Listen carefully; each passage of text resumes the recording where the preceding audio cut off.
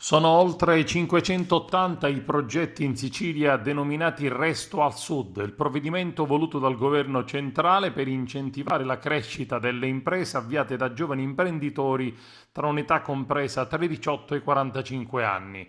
L'intervento economico previsto è di 37 milioni di euro con la probabile creazione di oltre 2200 posti di lavoro. I risultati di questa misura sono stati illustrati a Palermo in queste ore dal manager di Unicredit e presidente della commissione dell'ABI Salvatore Malandrino a Palermo nella facoltà di economia.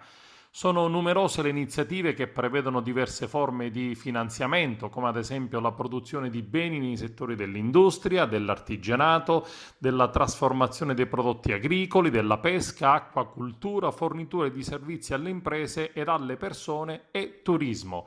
I richiedenti possono ricevere un finanziamento massimo di 50.000 euro per la durata di 8 anni con un periodo di preammortamento di 2 anni. L'agevolazione copre il 100% delle spese ammissibili. Presenti all'incontro tra gli altri il rettore dell'Università di Palermo Fabrizio Micari ed il vicepresidente della regione siciliana onorevole Gaetano Armao.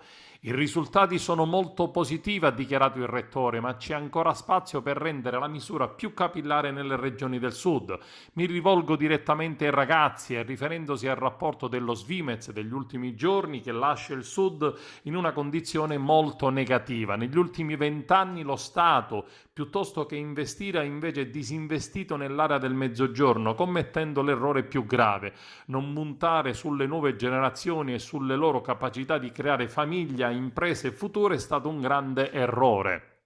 Il vicepresidente Armao nel corso del suo intervento ha affermato come al sud mancano circa 70 miliardi di investimento, i 2 miliardi di resto al sud non possono che essere l'inizio di una strategia più ampia e quindi è fondamentale usare bene questa misura. I giovani devono restare al sud, in special modo in Sicilia, per far crescere le imprese, ma c'è bisogno di una seria politica infrastrutturale. Se ad esempio un giovane start-upper siciliano deve spendere oltre 500 euro per spostarsi per un lavoro, quando i suoi competitori si muovono con meno di un terzo di quella cifra, è solamente scandaloso ed in questo il governo regionale sta facendo il massimo, a partire dalla copertura digitale con la banda ultralarga in Sicilia, in cui la nostra regione entro il 2022 sarà l'area più infrastrutturata d'Europa, ai fondi comunitari che devono essere spesi bene per superare il divario tra la Sicilia e le regioni del nord e soprattutto recuperare il vantaggio competitivo.